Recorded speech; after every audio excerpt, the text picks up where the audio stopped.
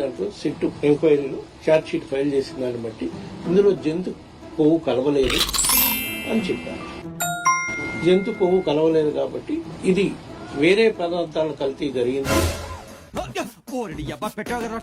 జంతు కొవ్వు మాత్రం కలవలేదు అని చెప్పారు. ఏంది బాబాయ్, ఏంది ఇట్ట వాగుతా ఉన్నాడు? బాబాయ్ ఎక్కడున్నావు? అర్జెంట్ గా ఇక్కడికి రా. ముందు వాడికి కాదు వీడికి బాంబు లగాదేంగే. ఏం బాబాయ్ మచుండే మాట్లాడుతా ఉన్నావా? బయట ఏం జరుగుతుందో నీకు అసలు అర్థమవుతా ఉందా అని అడుగుతా ఉన్నా.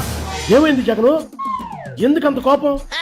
చిట్టు మనకు క్లీన్ చిట్ ఇచ్చిందని మేము నానా తంటాలు పడి ప్రచారం చేస్తా ఉంటే పెద్ద ప్లానింగే నువ్వు పోయి టీవీ కొట్టాల ముందు నిలబడి లడ్డూ ప్రసాదానికి వాడిన నెయ్యిలో కల్తీ జరిగిందని ఒప్పేసుకుంటావా? అసలు నీ బుర్ర పని చేస్తా ఉందా?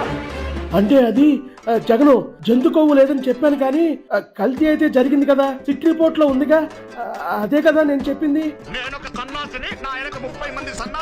కల్తీ అనే మాట నిన్ను ఎవరు మాట్లాడమన్నాడు? మాకు తెలియదు అక్కడ ఏం జరిగిందో. అసలు సుక్క పాలు లేకుండా చిక్కడి నెయ్యి తయారు చేశారని, అదే శ్రీవారి లడ్డూ ప్రసాదం కోసం వాడామని నీకు, నాకు, కరుణాకర్ రెడ్డికి, ధర్మారెడ్డికి అందరికీ తెలిసిందేగా. తెలిసి కూడా ఎందుకు వాగినావు? చేయి నమ్మ బతుకు బురదలో పంది బతుకుతుంది, నువ్వు బతుకుతున్నావు ఎందుకురా? ఎదవన్నారు ఎదవ. తెలిసిన విషయమే అనుకో, కానీ సిట్ రిపోర్ట్ లో క్లియర్ గా కల్తీ జరిగిందని ఉంది కదా అని ఇంకా బుకాయించడం ఎందుకని అలా చెప్పాను జగను. అబ్బా పెద్ద నీతి మంత్రులా మాట్లాడుతున్నావే.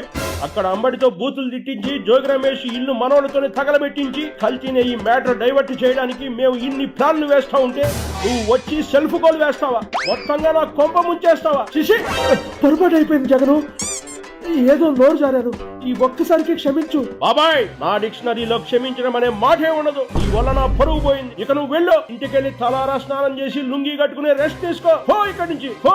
ఒరే అవినాష్, నీకు వడ్డలితో మళ్ళీ పని పడినాది, దాన్ని సానబెట్టుకో, పదును రెడీగా ఉంచో.